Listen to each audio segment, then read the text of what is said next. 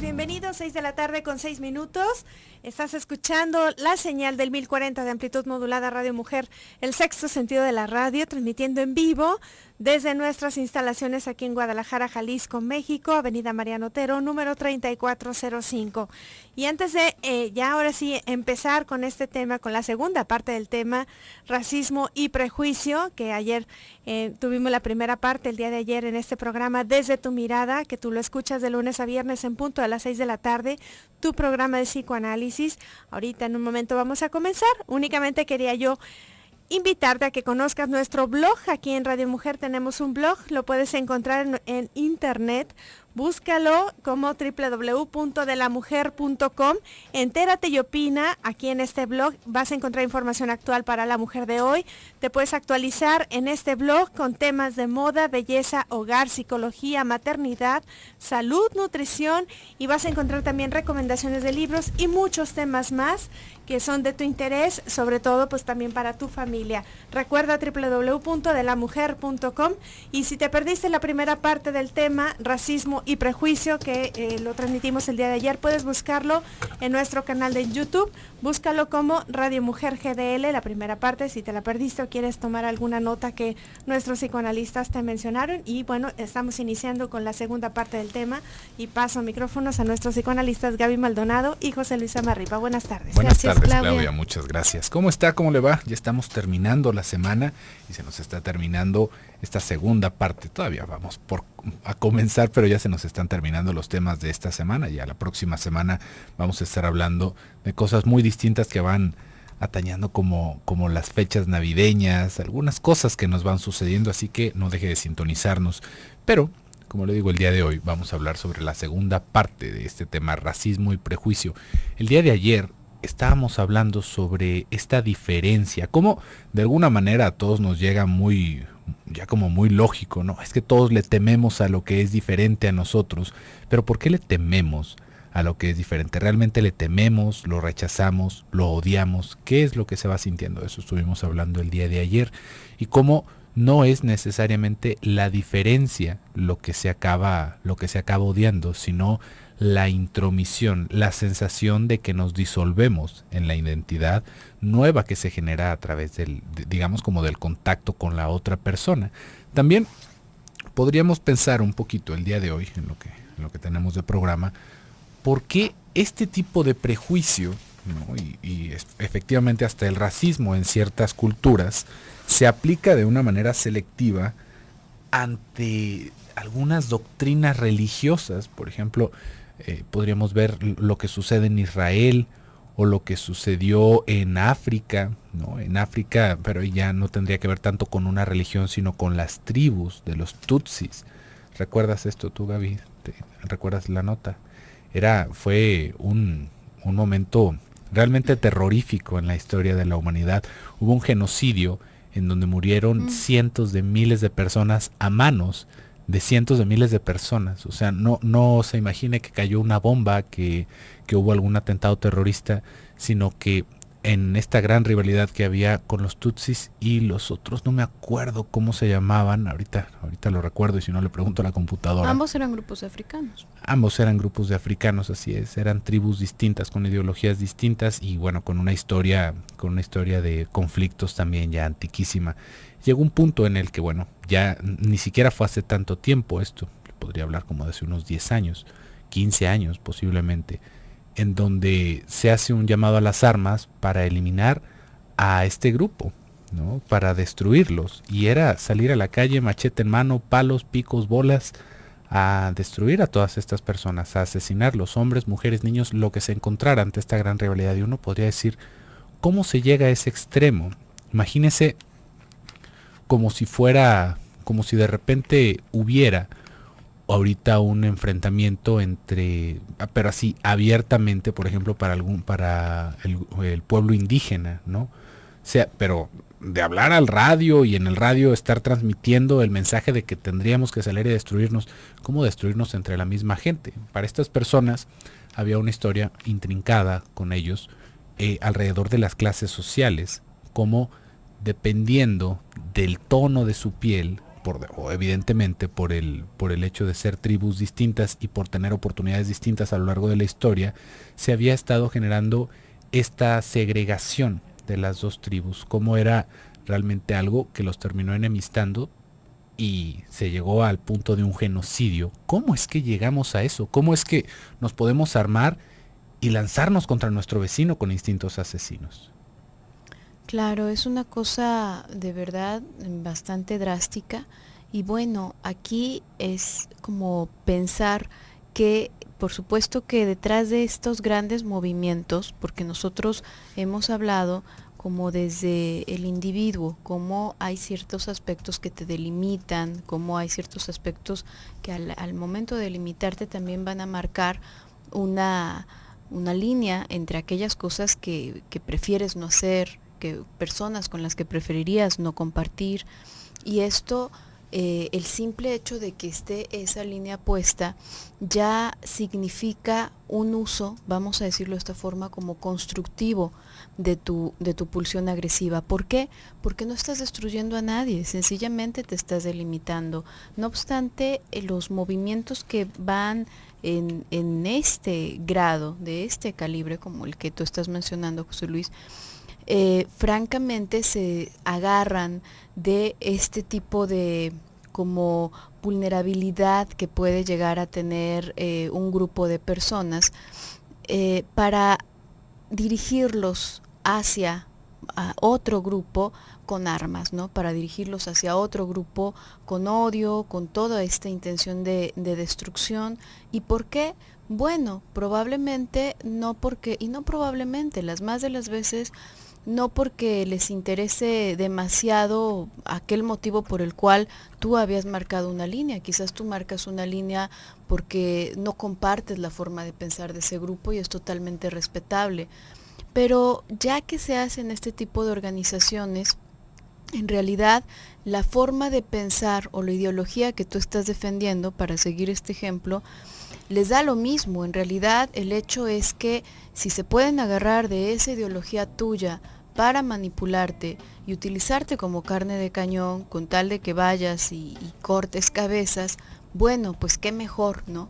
Hay muy pocas cosas, de verdad, que muevan a las masas, en especial a las masas, más que a las personas en solitario, que estas dichosas luchas por ideologías. Es una falsedad por completo. Pero bueno, pues lamentablemente las masas se dejan manipular bastante en función a supuestas ideologías. Vamos a ir a un pequeño corte y regresamos.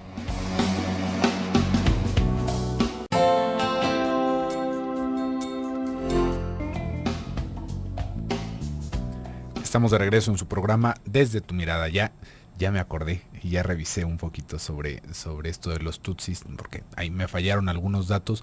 Eran los Tutsis y los Hutus los que estaban en conflicto. Si usted estaba escuchando el bloque anterior, le estaba hablando sobre esta situación del genocidio y las cientos de miles de personas que perecieron en ese atentado llegaron a las 800,000 personas, y todas las mujeres que sobrevivieron prácticamente fueron violadas en ese atentado. Imagínese el odio que se puede haber generado a través de los años, de todas estas guerras de clanes, de todas estas guerras de las tribus, para que terminara en una cosa así. De la misma manera, podemos ver un ejemplo como más cotidiano, ¿no? Algo un poco más, no, pues esto sucedió en Ruanda. Realmente yo creo que muchas personas no lo habían escuchado. Yo lo había escuchado, la verdad es que no lo había estudiado a profundidad. Estuve viendo algunos contenidos, pero como que son países muy poco familiares, al menos para este lado del mundo. No es algo que nosotros escuchemos tanto como pudimos haber escuchado, por ejemplo, de la Guerra Mundial, en donde sucedió el Holocausto, en donde fue el genocidio de los judíos, hacia los judíos, ¿no? Y ¿qué tipo de manifestaciones psíquicas pueden llevar a este punto? ¿Cómo es que una situación de odio nos podría llevar a ese punto? Hay algo aquí muy interesante que se va planteando desde la teoría psicoanalítica, en donde podríamos hablar de que aún en el odio, aún en este tipo de relaciones, hay un vínculo erótico. ¿Esto qué quiere decir? Que hay un vínculo entre víctima y victimario, hay un placer, aún lo podríamos pensar, en el que se está prestando como víctima, ¿no? Y uno podría decir, bueno, pero qué placer si los están matando. No nada más, digamos, no es porque haya todo el disfrute como lo podríamos pensar, tal vez en una situación de fetichismo sádico-masoquista, sino que ahí todavía hay una vinculación con la persona. Todavía hay un te voy a matar porque tú me hiciste, y el otro también está respondiendo a ese tipo de señales, a ese tipo de comunicación que se está llevando. Cuando ya hablamos de un punto tal como para llegar al genocidio, sucede algo distinto en la cabeza. No es este mismo sentimiento, no es esta misma manifestación la que vamos a encontrar, porque en todo esto hay pues, todos los sentimientos de venganza, de traición, de pasión que puede haber. Yo sé que suena seguramente grotesco para muchas personas, ¿no? ¿Cómo va a haber eso en un acto de violencia? Pues bueno, en todos los actos que cometemos como seres humanos existen ese tipo de pulsiones, existen ese tipo de emociones y se van manifestando de esta manera. Sin embargo, en el genocidio pasa algo curioso, pasa una cosa diferente. Siempre lo vamos relacionando como si fuera algo de racismo, como si fuera algo de segregación cultural, pero ya que se llegan a esas escalas de matanzas, pasa algo muy distinto, que hay una desvinculación con estas personas. De la única manera que nosotros podemos soportar psíquicamente el hecho de cometer estos crímenes es desvincularnos de las personas a las que estamos lastimando. ¿Qué quiere decir esto? Que ya no se ven como personas, ya deja de ser algo en donde esté ese sadismo, sino que es simplemente como cuando apachurramos cucarachas o como cuando echamos insecticida a los mosquitos. No es algo ni siquiera que nos llegue a representar un dolor, ni siquiera un placer, más que es el hecho de destruir. Es la pulsión de muerte desencadenada totalmente. Y también hace poco, pensando en este tema, se liberaron unas grabaciones interesantísimas justamente alrededor de este tema, en donde en la Guerra Mundial, digamos que a los generales nazis, a los generales pues alemanes, no todos eran nazis específicamente, es una cosa muy interesante también por pensar, que se capturaban, se les regresaba, por ejemplo, se les llevaba a Inglaterra, a unas casas seguras. Esto pues imagínense, en la época de la Segunda Guerra Mundial no había ni internet ni nada que nos podamos imaginar ahorita como normal, como común y corriente. Se les llevaban a casas especiales en donde con la tecnología máxima de grabación se habían escondido cámaras hasta en los árboles, no cámaras, radios, se habían escondido micrófonos hasta en los árboles, en las camas, en las ventanas, en todos lados, para obtener información, digamos, confidencial de estas personas, porque se les trataba como si fueran prisioneros de muchísima categoría. Estaban ellos encerrados en una mansión, en donde había comida para ellos, en donde podían escuchar el radio, donde llegaba el periódico, en donde no se les estaba golpeando, tenían ropa, podían utilizar sus uniformes militares, estaban en libertad de todo menos de irse, porque eran prisioneros. Y ahí se alcanzan a grabar pues muchísimas horas de conversación de estas personas. Imagínense, en esos entonces se grababa en discos de vinil este tipo de conversaciones y había un equipo enorme de personas haciendo transcripciones que duraron más de 50 años escondidas justamente por cuestiones de inteligencia, porque de ahí es de donde se estaban sacando todos estos datos y no se quería revelar. Al escuchar cómo hablaban ciertas personas de los crímenes que se cometían, no se escucha una emoción. No se escucha ni siquiera una gracia. Es como si se estuviera hablando de cómo se está cortando un pepino, de cómo se está metiendo algo al horno para cocinarse. Es una desensibilización tal que ahí ya ni siquiera encontramos este vínculo del cual estoy hablando, por más grotesco que parezca, pero es algo más allá que pocas veces nos podríamos imaginar. Bueno, que es un vínculo que digamos que le da la condición de humano o de una criatura viviente al otro, ¿no? Ya a este grado, ya prácticamente es algo que pasa totalmente desapercibido.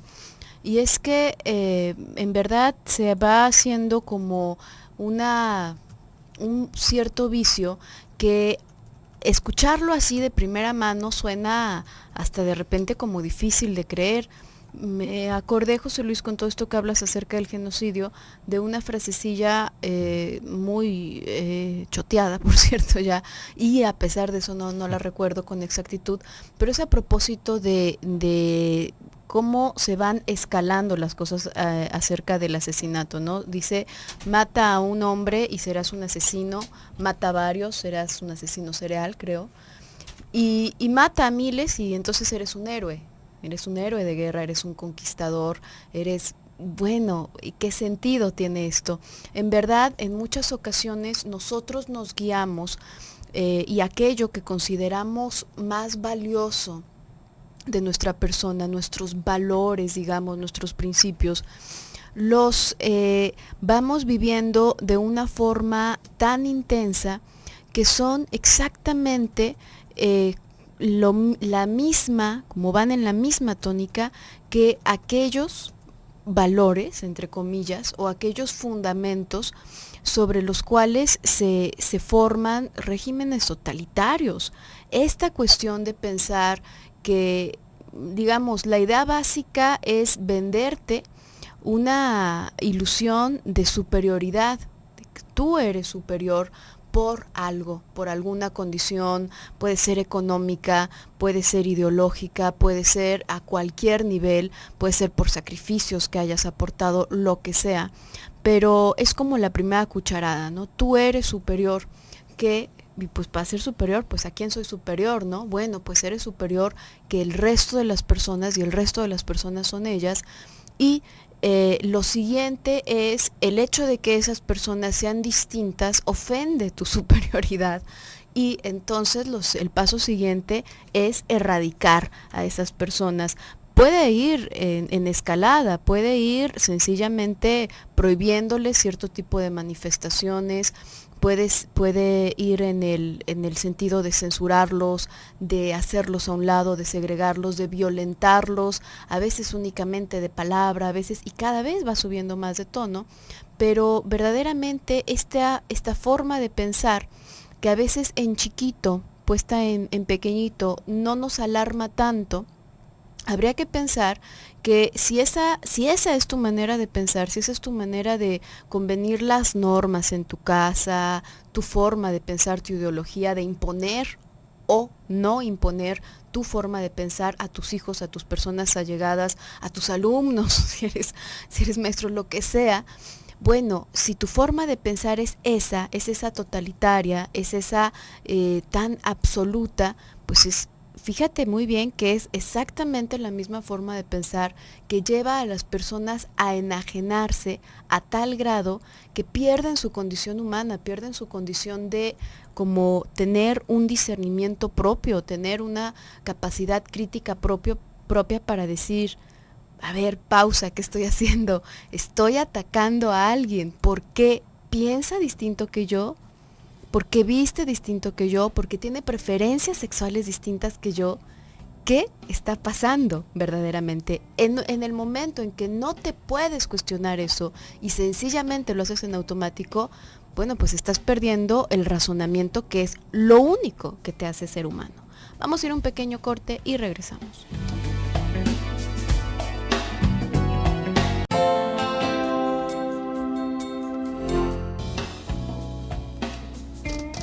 Estamos de vuelta en su programa Desde tu Mirada y le recuerdo que usted nos puede seguir en Twitter en @Desde tu Mirada. Tenemos aquí un Twitter que nos hicieron el día de hoy. Amelia Wolfer nos dice, buen día, ¿dónde puedo ver la repetición de este programa? Supongo que del programa de Racismo y Prejuicio, la primera parte. Amelia, ya te puse ahí la página para que tú puedas revisarlo. Le recuerdo, estamos en YouTube, en el canal de Radio Mujeres, Radio Mujer GDL. Ahí usted nada más entra a YouTube, le da en la barra de búsqueda Radio Mujer GDL y ahí le va a salir en primer lugar el canal. En ese canal están subiéndose todos los videos de todos los programas y de las conferencias, también me estoy dando cuenta. Miren, ahorita estaba dándole una revisadita y estoy viendo que también están las conferencias que tuvimos en el Festival Navideño. Ahí está la de Claudia Caballero. Vamos a ver quién más está. Bueno, yo creo que se lo dejo de tarea para que lo vea. Ahí están todas las conferencias y muchísimas más cosas como recetas y algunas otras chucherías que usted puede llegar a revisar ahí. Estamos hablando el día de hoy sobre racismo y prejuicio. Y antes del bloque le estaba mencionando qué iba pasando con el asunto del genocidio, ¿no? Cómo al momento en el que nosotros nos desvinculamos, dejamos de ver a las otras personas como seres humanos, esa es la alternativa, digamos que ese es el camino que se va siguiendo para cometer estos intensos actos de crueldad, en donde ni siquiera podríamos hablar de crueldad como tal, sino que es simplemente un acto de destrucción. No hay una emoción alrededor de esto. Recuerdo algo que decía uno de los generales nazis, que estaban ahí, y le estaba comentando también que no todos los alemanes eran nazis. Los nazis eran un partido político que subió al poder y fueron los que fueron moviendo los engranes de la guerra y del conflicto.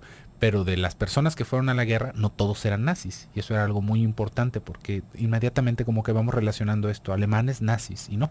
Imagínese aquí como si fuera el PRD o fuera el PRI o fuera el PAN. Era un partido que tomó el poder y que ganó y que bueno, y luego perdió, ¿no? Perdió en la guerra con los aliados.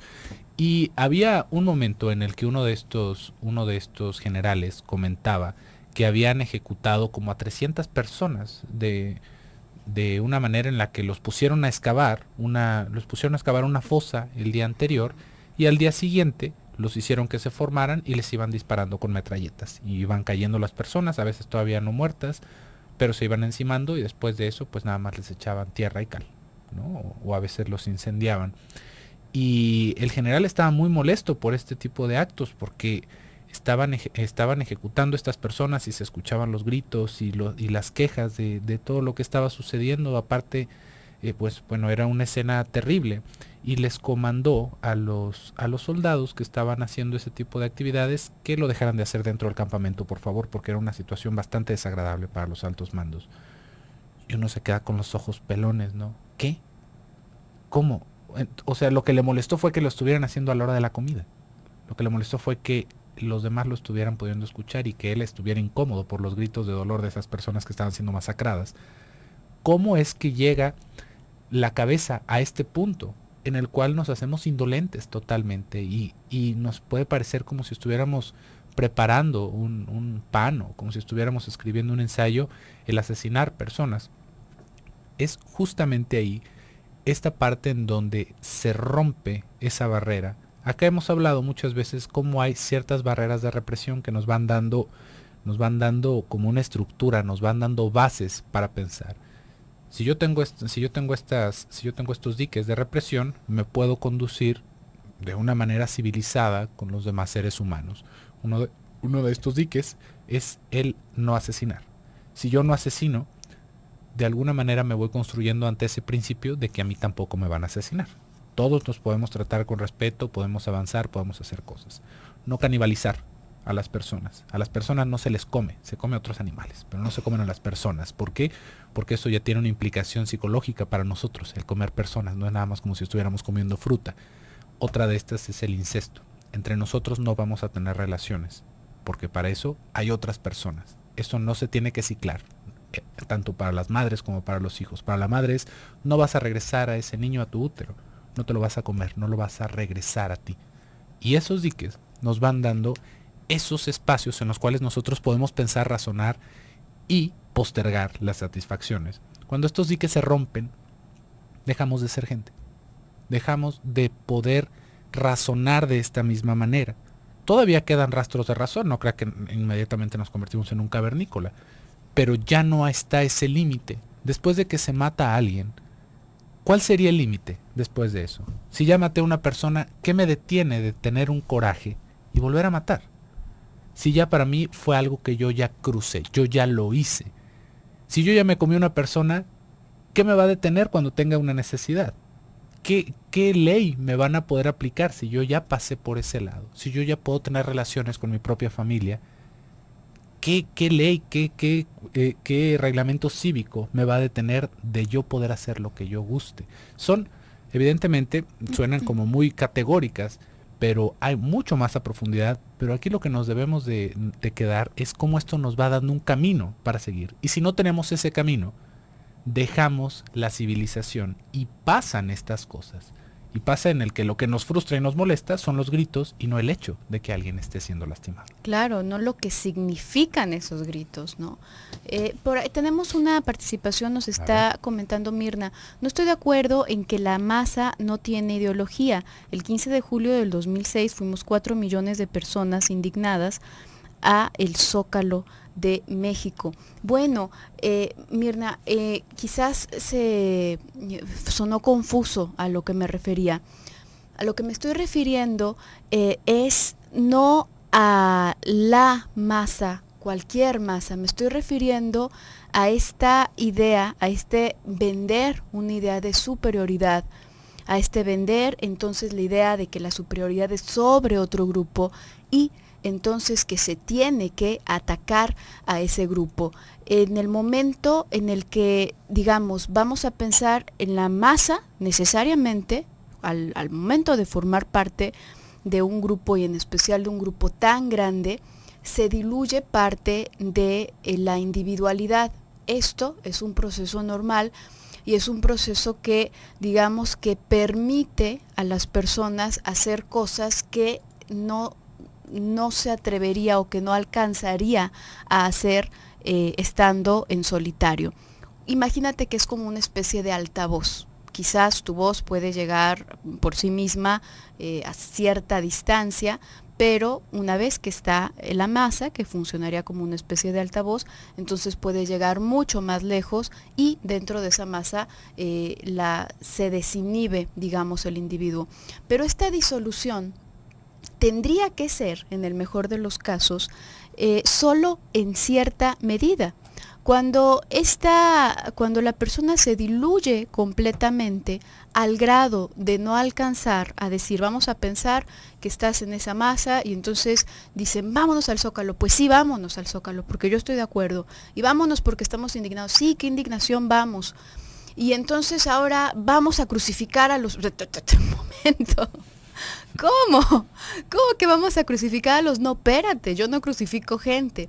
Ahí estamos hablando de una persona que todavía tiene un razonamiento, vamos a decirlo, civilizado, que todavía tiene un razonamiento que es el tipo de razonamiento que nos permite llamar a alguien un ser humano, no desde el aspecto moral, ojo, no desde el aspecto moral, sino desde el aspecto de la historia de la civilización, en verdad. Ya hemos hablado en muchas ocasiones de estos ejemplos de personas, de seres humanos, genéticamente humanos, que quedan por una u otra razón desolados no son criados por seres humanos, sino que son criados por una loba, que son criados en lo salvaje. Y a la hora de sacarlos de ahí no son seres humanos, genéticamente sí, tienen todo lo de un ser humano, pero no se comportan ni piensan ni nada como un ser humano, sino que lo hacen como un lobo, por ejemplo, o como lo que correspondería. Entonces, lo que a nosotros nos hace llamarnos humanos, para empezar es el lenguaje, el hecho de que tenemos un lenguaje, que tenemos un cierto razonamiento lógico, y dentro de este razonamiento, lo adquirimos gracias a estos sacrificios de los que estás hablando tú, José Luis. Estos lineamientos básicos de lo que nos es permitido hacer para poder sobrevivir entre nosotros y no matarnos entre nosotros. Entonces, en el momento en que yo lo que estaba diciendo es el tipo de pensamiento que corresponde a estas formas totalitarias es un tipo de pensamiento que va a alienar a la gente y que le va a quitar esa capacidad de razonar a tal grado que si yo los mando a linchar niños, pues van a linchar niños, porque no pueden pensar por sí mismos. Vamos a ir a un pequeño corte y regresamos.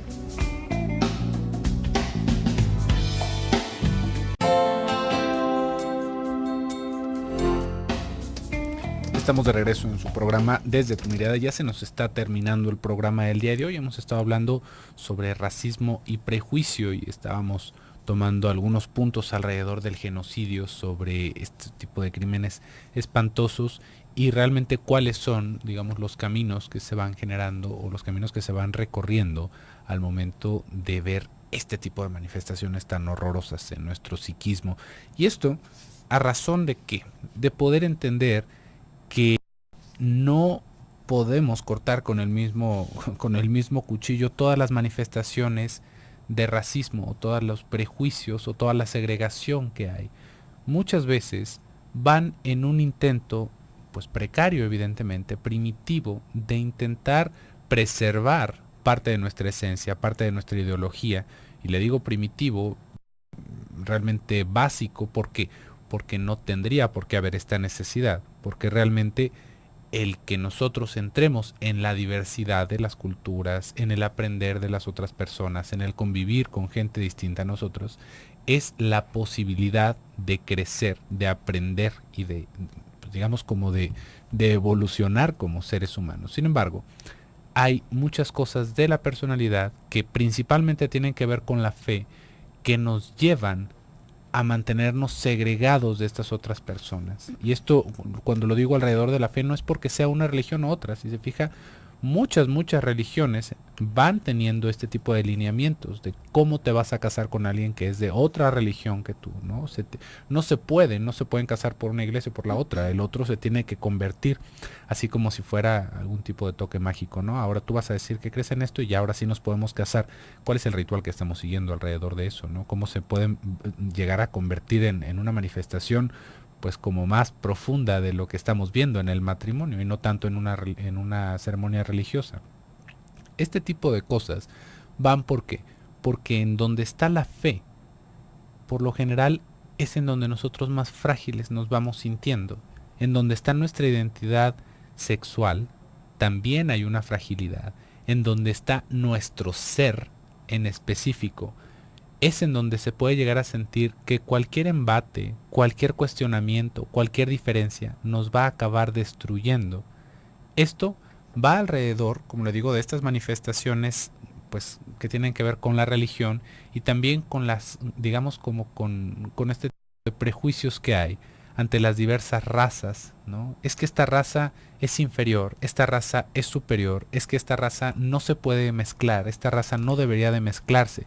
Cuando realmente nos metemos en ese tipo de teorías evolucionistas pensando que va a haber este impacto, ¿no?, real en nuestras características o en la de personas que van a salir, fíjese cómo nos estamos agarrando del aspecto más animal y más básico. Estamos hablando como si estuviéramos cruzando perros. No, es que si no, imagina, se va a salir con las orejas agachadas ese perro si lo cruzamos con el otro. No le va a salir su colita con motita. Entonces, pues por supuesto, si lo vemos desde los perros, pues es un aspecto estético que también ya llegamos a hablar sobre la crueldad que hay alrededor de este tipo de selección y del incesto de los perros. Eso, por ahí lo estuvimos hablando, es un tema interesante, ahí para si usted lo quiere buscar. Pero con las personas, realmente, ¿qué es lo que tememos? ¿No? ¿Que vayamos a salir con las orejas agachadas? No, es que yo ya no voy a subsistir a través de mis descendientes. Que esos niños ya no se van a parecer a nosotros, ¿no? ¿Cómo es posible que si nosotros todos somos blanquitos, tú te vas a relacionar con una persona morenita, ¿no? Mis nietos van a salir morenitos. Pues sí. ¿Y cuál sería la molestia de que salieran morenitos? De que estuviera la posibilidad de que salieran morenitos. Que ya no van a ser como yo. Y que yo me pierdo. Y ese es este mismo deseo por el cual podemos ver que de repente hay ciertos padres que quieren a sus hijos. Que quieren a sus hijos no porque sean una persona diferente, no porque sean una persona feliz, no porque tengan la posibilidad de hacer, sino porque se parecen. Y esto pues no es cariño, esto no es amor. Esto es verse en un espejo y maravillarse con toda la belleza que tenemos, con todas las cualidades que poseemos y cómo aparte tuvimos la gracia de hacer a otra persona igual. Ahí no está el cariño, ahí una vez más estamos viendo esta manifestación primitiva de los afectos, de lo más básico alrededor de la identificación. Y cuando tememos que nuestra identidad como familia, que nuestra identidad como personas se diluya, porque se va a mezclar un color con el otro, porque se va a mezclar una característica con la otra, imagínense qué tan sólidos nos sentimos en nuestro intelecto, qué tan sólidos nos sentimos en nuestros valores como para que algo así llegue a ser terrorífico para nosotros, como para castigarlo. Aquí hay que entender que todos tenemos el derecho de decir, a mí no me gusta tal tipo de persona. Y ahí no hay ningún problema. Por supuesto que todos tenemos una historia, todos hemos pasado por el complejo de Edipo y por supuesto que de alguna manera vamos caminando un camino similar. Pero cuando realmente nos apanica, cuando ahora sí aparece esta xenofobia, cuando está este prejuicio, este asco. Ojo, porque realmente no nada más son los gustos, realmente estamos recorriendo ahí el camino de la enfermedad mental pasito a pasito. Claro, y una cosa muy distinta es que tú tengas bien delimitados tus gustos, tus preferencias, las cosas con las que no estás de acuerdo, y otra cosa es que ataques a las personas que no piensan igual que tú, que no lucen igual que tú, o como tú crees que debería de ser esto. Es curioso porque incluso hay muchas personas que se atacan y se persiguen a sí mismas y a sí mismos por tener determinados rasgos, por tener determinadas características o por venir de un grupo, de una familia, y consideran que no, que para ser mejores deberían de ser, no sé, de algún otro país o que deberían de tener algunos otros rasgos. En verdad, habrá ciertos puntos con los que puedas coincidir con una persona, que puedas coincidir con un grupo, que puedas coincidir quizás hasta con tu familia, con quien sea, con cualquier grupo que te puedas imaginar. Pero siempre que te encuentres coincidiendo en todo absolutamente, ojo, porque es muy posible que en ese momento ya perdiste tu capacidad de razonamiento.